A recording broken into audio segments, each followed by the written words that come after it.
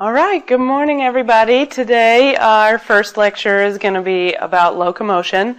I'm sure a lot of you have already had gait analysis lectures. Hopefully this one will be a little bit unique. You'll take away a few new pieces of information, I hope, and we'll gear it a little bit more towards the canine athlete rather than dogs in general. So going straight into locomotion. These are the 6 different gaits that dogs have: the walk, the amble, the trot, the pace, the canter, and the gallop, also known as the run. This website down here on the bottom right is a really good reference if you want to go back and look at these gaits a little bit more specifically. So initially talking about the walk. This is a 4-beat gait, so there are 3 feet on the ground at any given time. Traditionally, we think of the gait starting with the right hind, then the right front, and then the left hind, and then the left front. When the dog is walking, the head goes down when the forelimb is advancing, and when the forelimb is in contact with the ground. The trunk undulates laterally and vertically at the walk. The tail and the head swing towards the side that's bearing weight, so this way and this way with the tail and the head. The hind paw should strike on or very close to where the ipsilateral forelimb left the ground. If they're not doing this, they're either short striding or they're crabbing, or it's a long back dog, so their hind limb can't track up to the forelimb. Moving on to the amble. A lot of your clients will come to you and say, my dog's pacing, I need to fix this. It's a show dog, it's not supposed to pace or whatever, but it's usually not pacing. Usually what's happening is the dog is ambling. So if you slow down a video of this dog's gait, there's usually always going to be one foot in contact with the ground, which means that it's an amble and not a pace. And we'll talk about the pace a little bit more on the next slide. So it's just a really fast walk because there are 3 feet on the ground at the same time, just like the walk. The amble should be a transition gait from a walk to a trot, but a lot of dogs never really learn to trot if they're walking next to their owners. They just go to a faster and faster walk. So we do need to train some dogs to trot, and otherwise they'll be ambling. All right, the pace. This is a 2-beat gait. So ipsilateral feet are on the ground at the same time. This isn't a very stable gait, so the trunk is swaying laterally. I'll show you a video a little bit later in this lecture of a dog that's pacing. It looks like a lameness until you look at it closely, and it's symmetrical, so it's more just the trunk is swaying back and forth. This is considered to be an abnormal gait in the dog. In some horses, they are bred to pace, but in the dog, it's considered to be abnormal. And it can be a result of fatigue, lack of conditioning, weakness. It can be compensatory for injuries and pain somewhere. It can also be caused by problems with interference if they choose to pace instead of crabbing.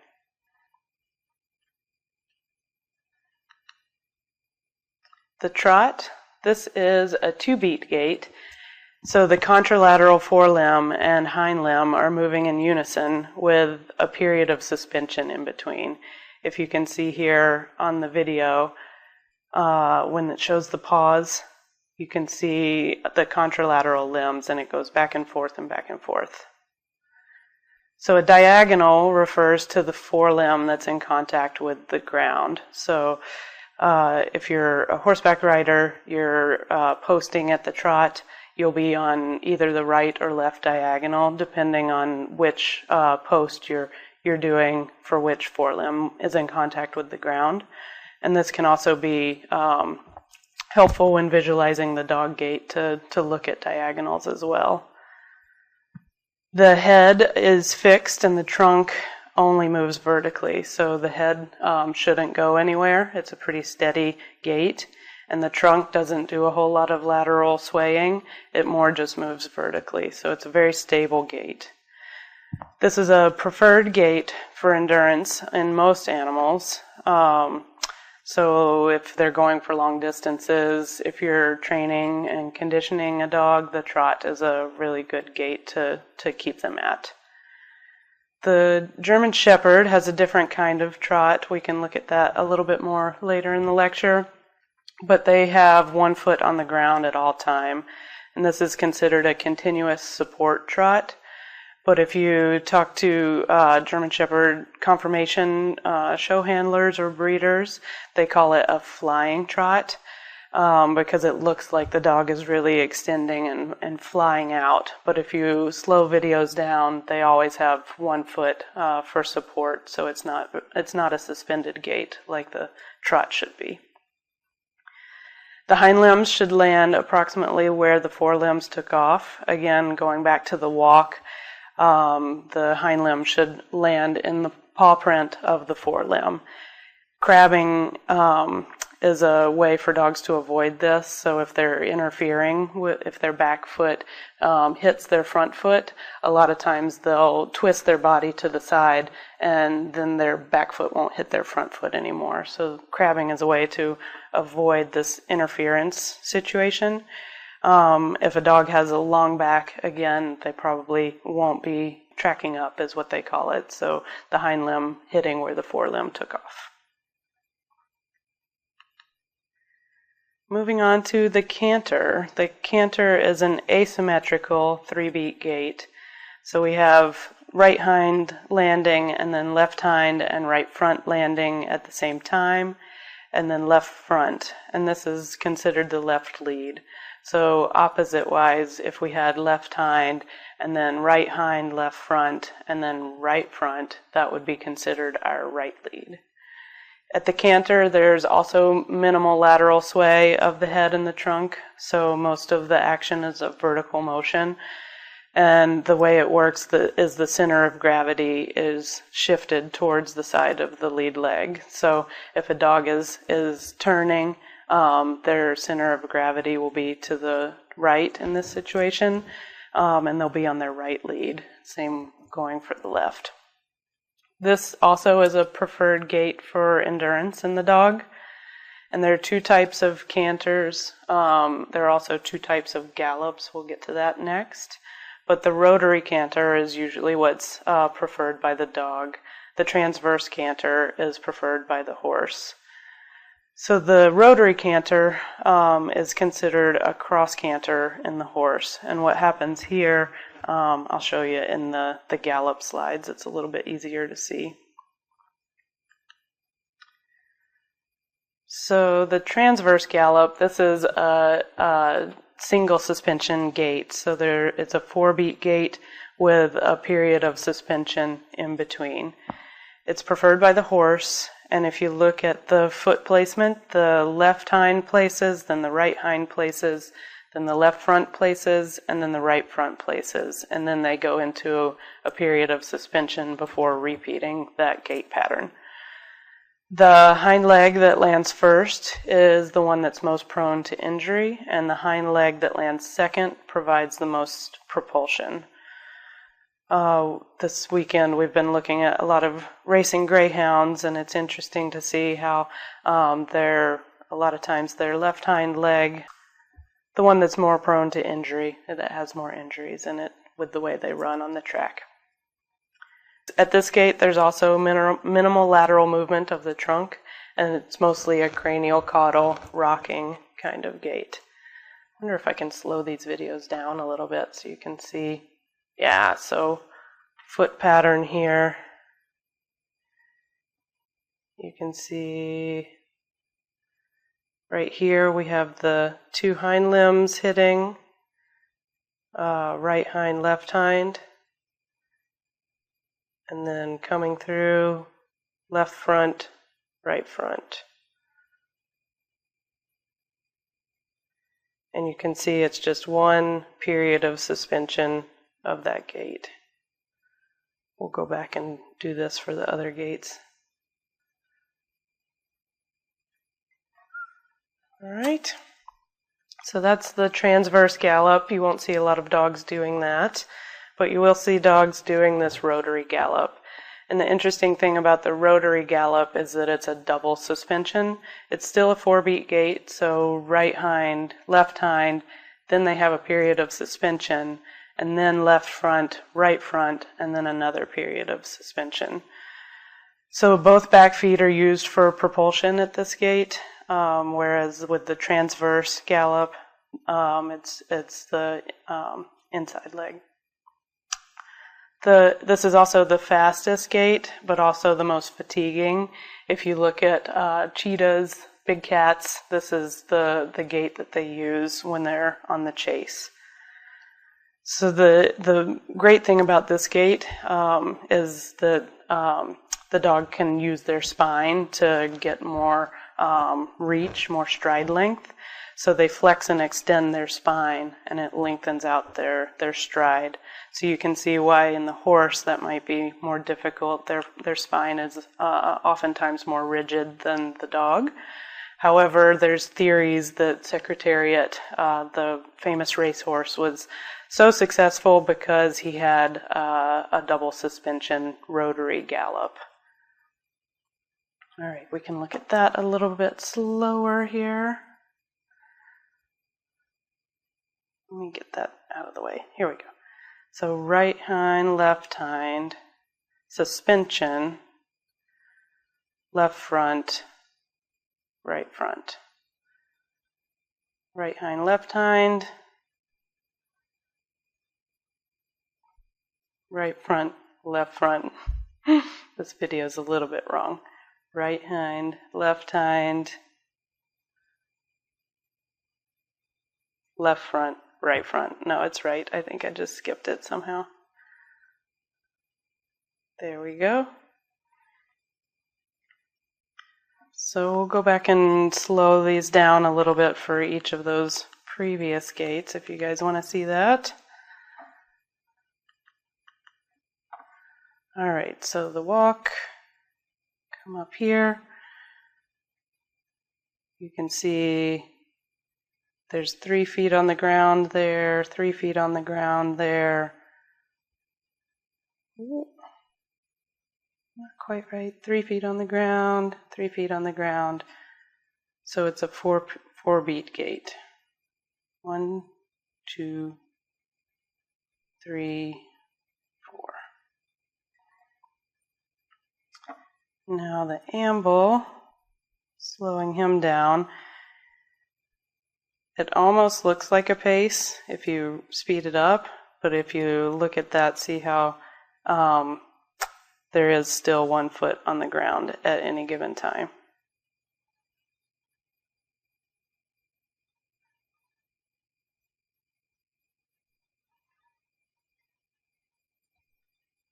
So now the pace, this one has suspension, where ipsilaterally they're bearing weight, and then suspension. So left is in contact, right's in contact. Left's in contact, right's in contact.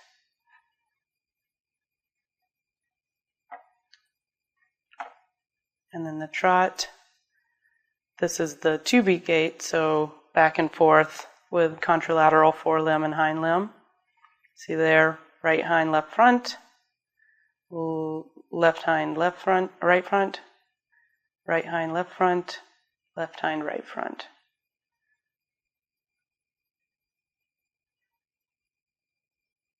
And you can see how this would be a good endurance gait because there's not a whole lot of trunk movement, trunk action. And the canter, this 3-beat gait with 1 suspension. So right hind, so here's our right hind and left front together, and then right front, then left hind, right hind and left front together, and then right front. Good. And if you guys want to look at these, this is the website I got them from. University of Minnesota did a great job putting this together for all of you. We got through the... All right, so now we'll talk about leads. This is something that a lot of our gait analysis doesn't really mention in the lectures. So I feel like it's really important to discuss leads, because that's going to tell us if the dog's compensating, if they're preferring the lead that they're not supposed to be on. It can also tell us if which side is more prone to injury, for sure, too. So a lead means the forelimb that's in contact with the ground the longest period of time, and the forelimb that lands ahead of the other forelimb. So this forelimb is not part of that diagonal. So since the canters, the 3-beat gait, we have a hind limb and a forelimb in contact with the ground at the same time, and that would be the diagonal forelimb. It would be the forelimb that's on the ground without the hind limb at the same time. So when turning, the inside leg should be the lead leg. So if you see these dogs in the pictures here, this Labrador in the upper left corner, she's on her right front lead.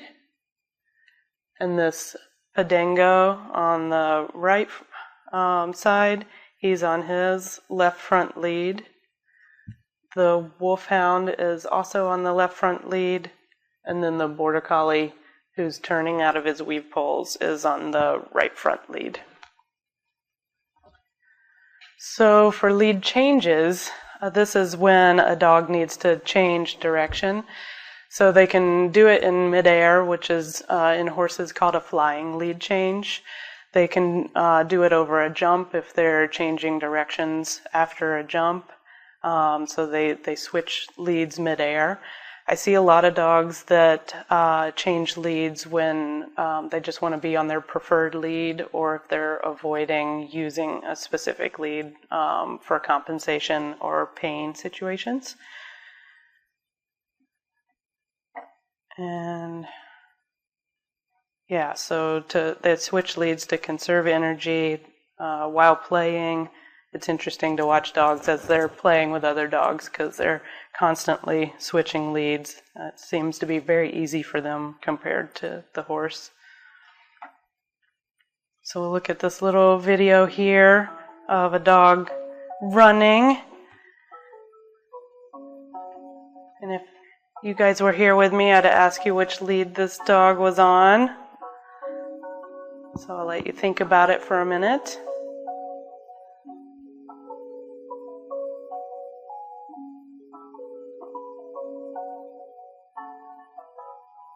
Did you see that? So right here, this dog, let's go back a little bit more. The dog is on its right front lead, and then it switches to its left front lead. Do it again. Right front, right front, right front, left front. Left front, right front, right front, left front. So he's just having fun switching leads. It's really common for dogs to just change leads midair, back and forth. If he persistently wanted to change leads, or if he was turning in one direction and he wasn't on the correct lead for which way he's turning, then I would look into it as being a potential problem. All right.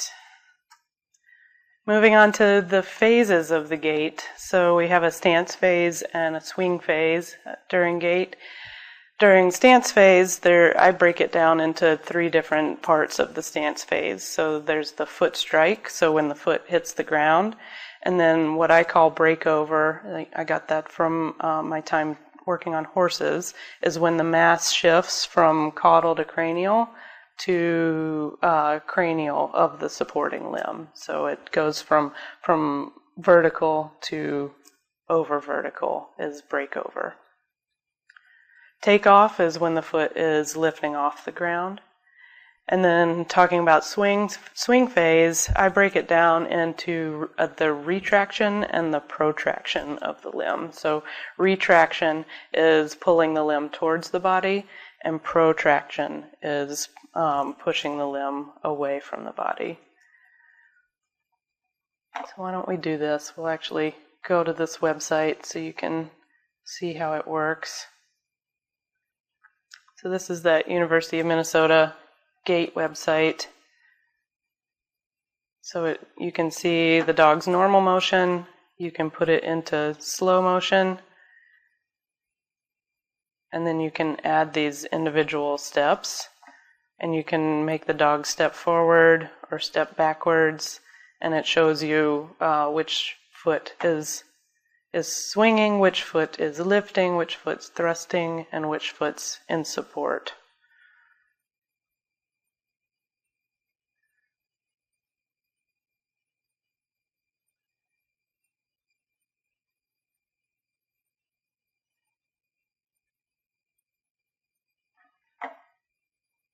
We can do that for the rotary gallop. So doing that in slow motion. Suspension. Suspension. So doing individual steps here. Right hind is thrusting. Left hind is thrusting. Suspension. Left front thrust, right front thrust, suspension. So that's a cool little website to play around with if you guys want to look at gaits more closely.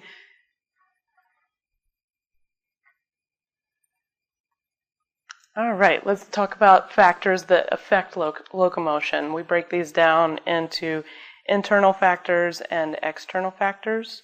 So our internal factors would be things like the dog's conformation, whether or not the dog's in pain and where the pain is, inflammation similar to pain, injuries, if there is a limb injured, that's going to affect locomotion, diseases, if there is immune-mediated polyarthritis, that's going to definitely inhibit our motion. Surgery can affect locomotion, and then external coaptation devices, we could argue whether or not that's an external factor or an internal factor. But in this video, we've got a dog wearing a stifle brace. We're trying to support his cranial tibial thrust with the stifle brace while he awaits surgery for the cranial cruciate ligament rupture on that side, and while he's recovering from surgery on the right side. So you can see he has pretty good stifle range of motion in the brace, but probably not as good as if he were a normal dog without a coaptation around that stifle. Same with the tarsus. In this device, they probably aren't going to be able to flex their tarsus as much. So our external factors that affect locomotion would be things like the texture of the ground that they're working on. So is it deep sand? Is it soft grass? Is it hard asphalt? That kind of stuff. Whether or not the dog is going up an incline or down a decline, that's going to affect locomotion as well. And if there's a curvature in the path that the dog's taking. A treadmill will also affect the locomotion, so a dog is supposed to propulse itself forward, whereas on a treadmill, the belt is going out from underneath them, so they're more lunging their body forward rather than propulsing it forward.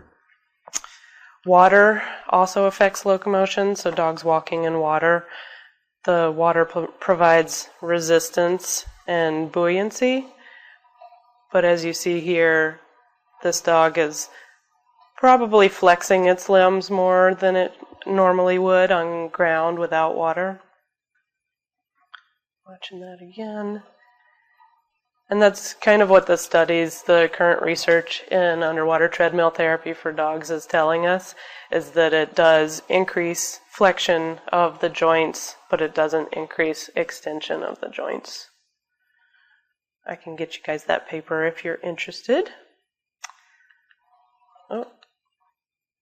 So going a little bit more into detail about conformation and how it affects locomotion.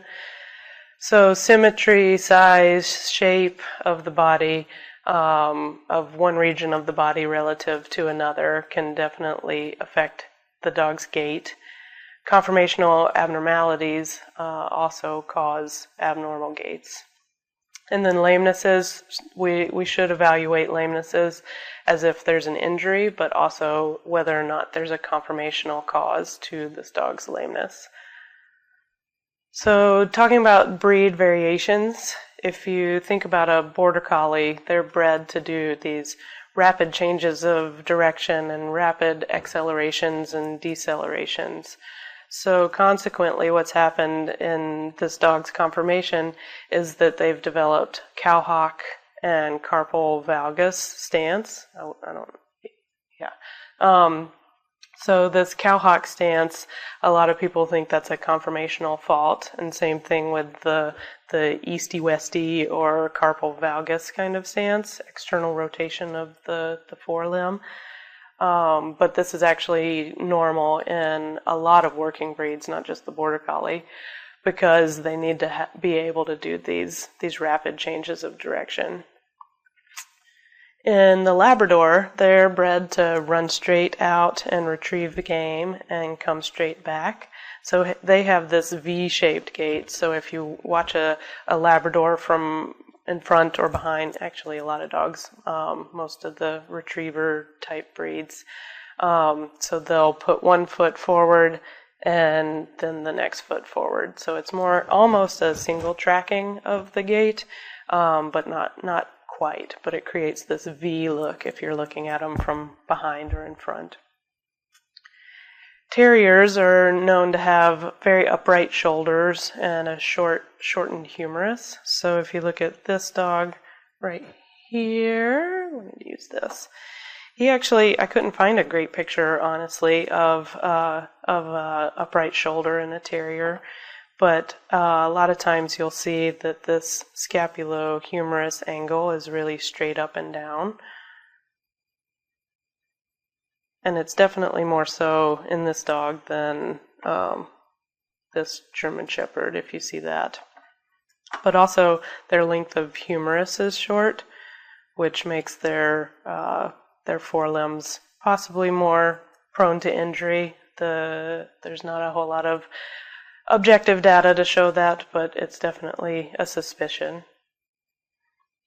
The German Shepherd dog, this is going back to that flying trot that the conformation handlers talk about with the German Shepherd.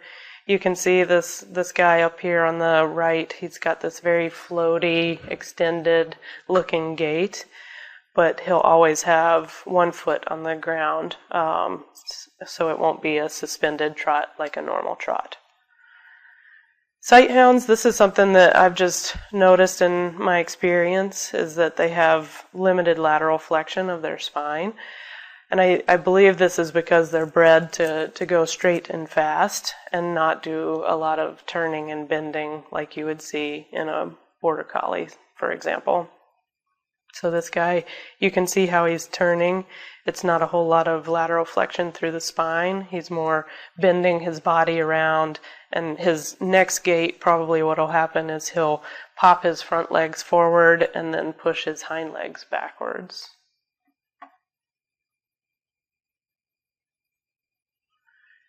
Center of gravity is definitely something we should consider in the dog. If you think about weight bearing, they're going to be bearing 60% of their weight in the forelimbs and 40% of their weight in the hind limbs. So that'll be 30% on each side of the forelimbs and 20% on each side of the hind limbs. And that'll be evident in the objective gait analysis that I'll talk about in the next lecture. So our center of gravity in the dog should be approximately the center of the chest behind the scapula. I've got a little red dot on this, this little guy here, showing where the center of gravity approximately should be. So then we want to think about, what about long back or short leg dogs? Where do you think the center of gravity might be? We might want to say that it would be further back in the chest, but a lot of these dogs have so much heaviness in the chest and the head that their center of gravity is probably going to be pretty similar to a normal dog. I don't think there's a lot of research showing either way. So then what about dogs that are compensating for injury? So we've all seen those dogs with really scrawny, atrophied hind limbs and really hypertrophied front end from chronic orthopedic disease of the hind end. So their center of gravity has been shifted forward, and vice versa. If you see dogs that shift their weight to their back legs from chronic orthopedic disease of the forelimbs. So when we think about what the forelimbs do and what the hind limbs do, the forelimbs are designed to do more braking, and the hind limbs are designed to do more propulsion. And you can think about that with how much weight they're bearing on each side, on forelimbs and hind limbs.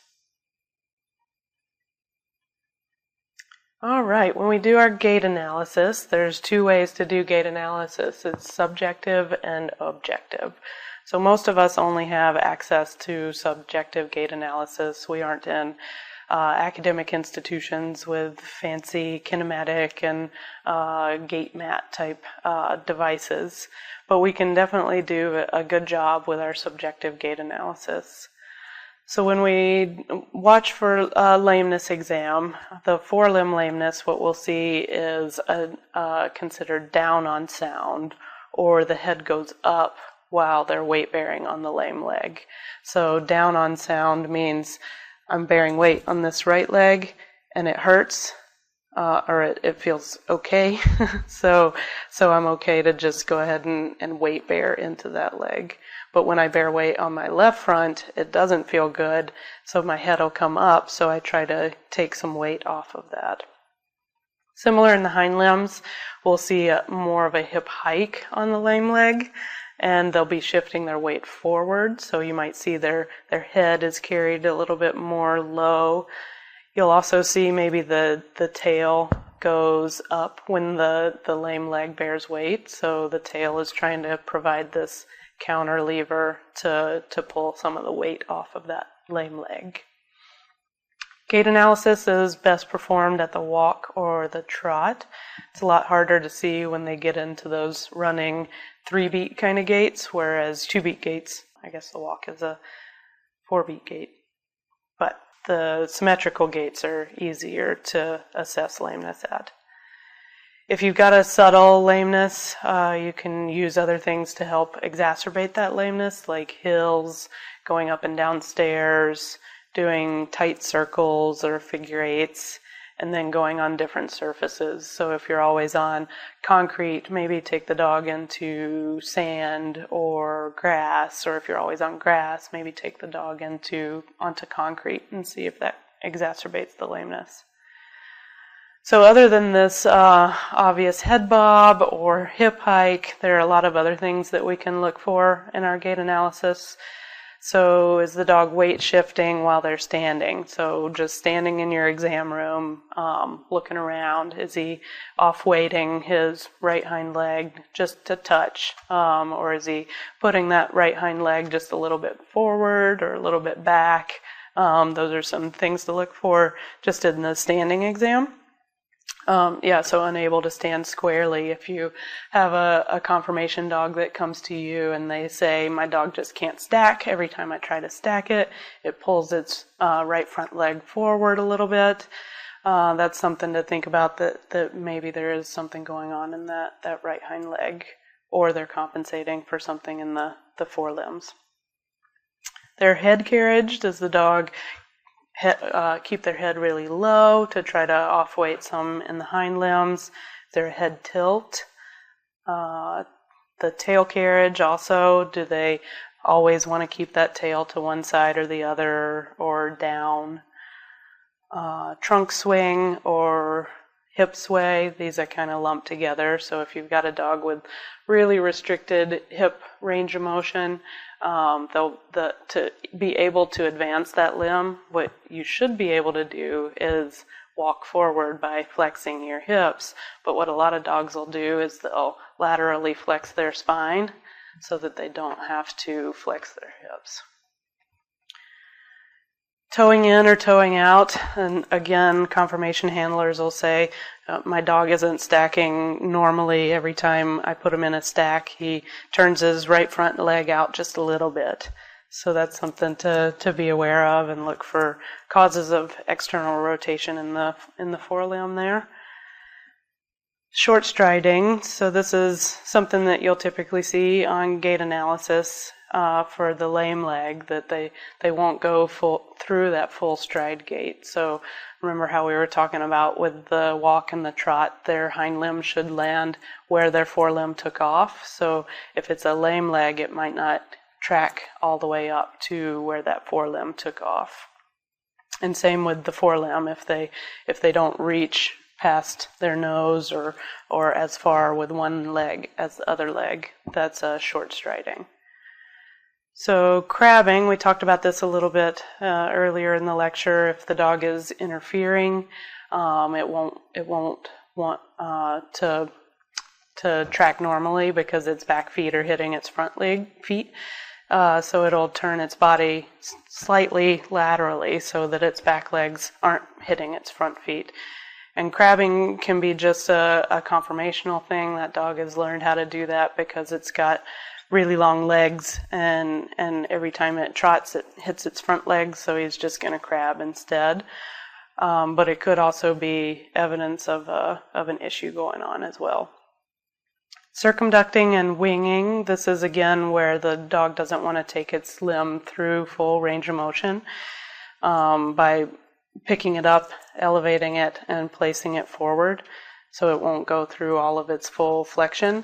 It just decides, well, it's easier for me to do this circumducting to bring that leg forward rather than putting through range of motion or activating certain muscles. And then winging is the opposite. So this is circumducting and this is winging. Circumducting is obviously going to be more common. So this is a gait exam I did recently, and when this dog started going, I was like, oh my goodness, what's going on here? She came to me for a forelimb lameness because she was seeing this head bob. So the first thing that we should notice with this dog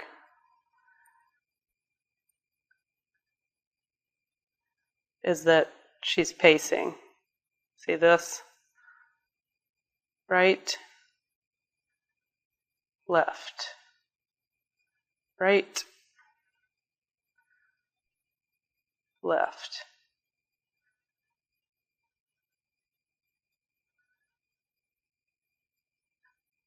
And actually, I might argue that this is an amble. I didn't actually slow down this video before the lecture. So this dog is ambling. And it does have a head bob, but the head bob is from a hind end lameness. And you can see that when the dog comes back this direction. She switches sides.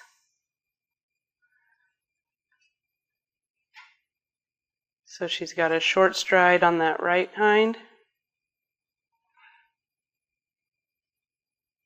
See that? Doesn't bring it all the way through. And a hip hike on that right hind. So the reason I chose this video is that these pacing dogs are really hard to assess lameness on because their body is swaying so much and their head is kind of going all over the place. So basically what I was taught when I did horses was that if it's a symmetrical looking pace, then they're probably okay, but if it's asymmetrical, then you need to look at the legs a little bit more closely. All right. Gait analysis, lameness scale. We all know the lameness scale. We all record it in our notes. Hopefully we all understand what each of the grading systems mean. There are a couple different grading systems out here. This is the one I was trained to use. So grade 1 through 5. I've seen some 0 to 6s. But the grade 1 lameness is considered to be difficult to observe, or it may be inconsistent. You only see it on certain surfaces or on stairs or on circles. Grade 2 lameness is also difficult to observe when the dog is walking straight at the walk or the trot, but it is consistently seen on stairs, on different surfaces, and turning to one side on the circle. A grade 3 lameness is consistently observable at the trot on any surface. And a grade 4 lameness is obvious at the walk, and they may not fully weight bear when they're standing. A grade 5 lameness is minimal to non-weight bearing, and complete inability to move. Our gait analysis, when we do these clinically, there's a couple of different methods that might help you.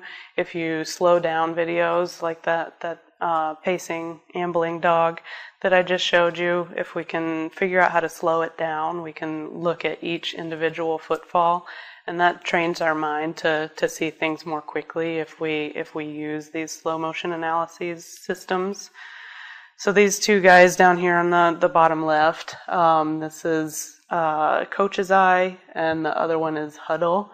These are two apps that a lot of human sport athlete coaching systems use to show their athletes what they are doing wrong or good, or how to improve whatever they're doing. And we can use that for our canine athletes as well. I've found that just using the slow motion feature on the iPhone really works well too. Or even just taking a normal video and trying to slow it down, but your frame rate is usually not ideal, so using an actual slow motion feature really will take you further there. So when we observe gait, we want to watch it at the walk and the trot. We want to watch the dog going away from you and coming back to you.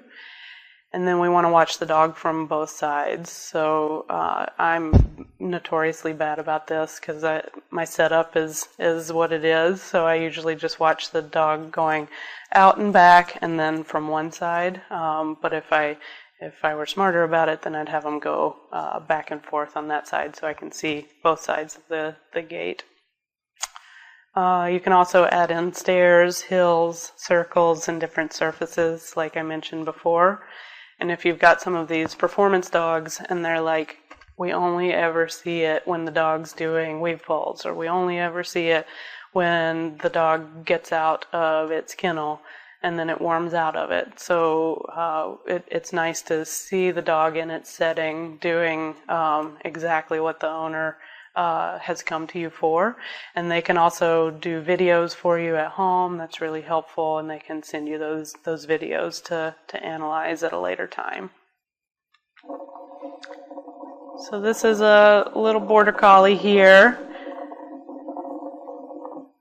On first glance, it looks like a pretty normal little trot. No obvious lamenesses.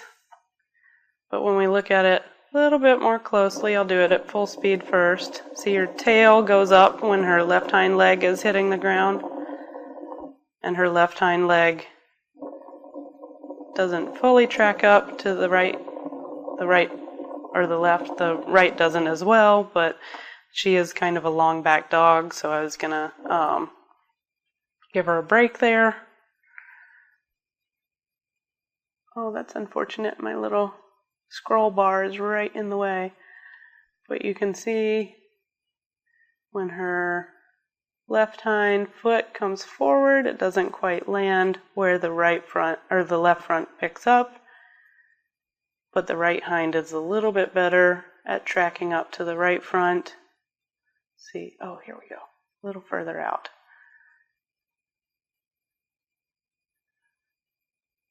So see that left hind doesn't quite hit where the left front takes off, but the right hind is a little bit better.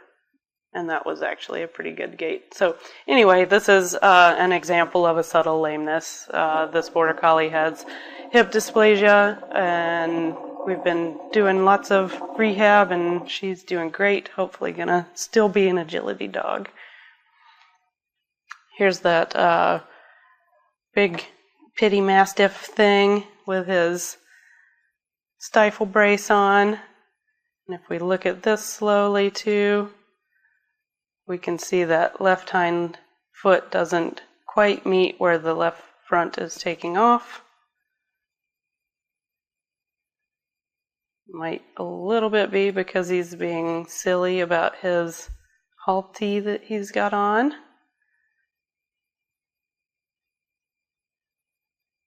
And that right hind is a little bit better at tracking up with the right front versus that.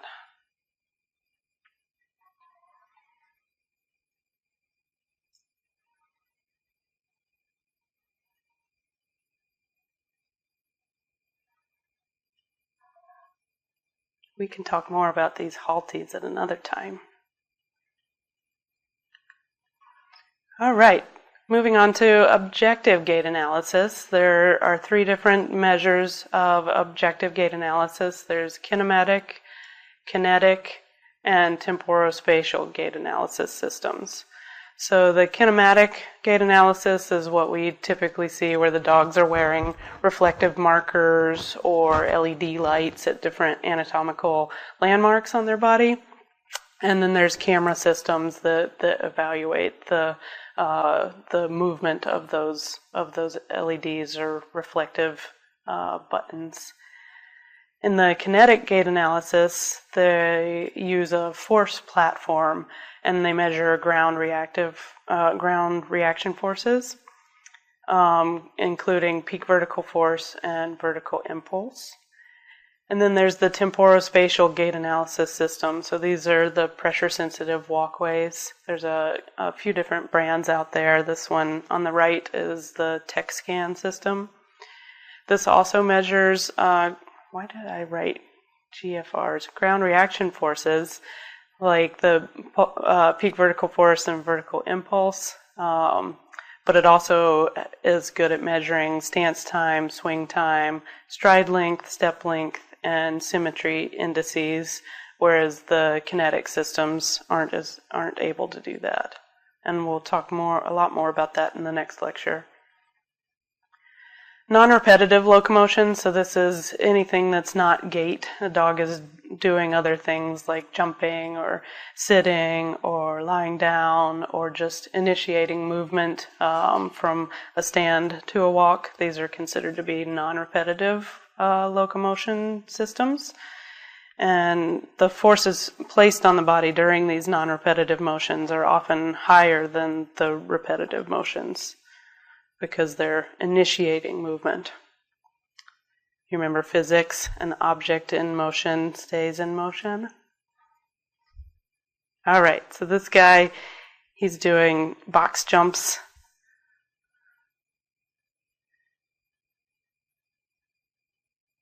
So lots of force and momentum needed to do that.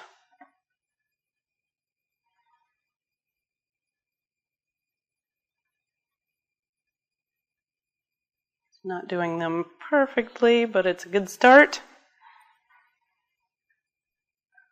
And I'll show you these videos a little bit more later. But this is an agility dog, and she's training some jumps and some tight turns with this guy.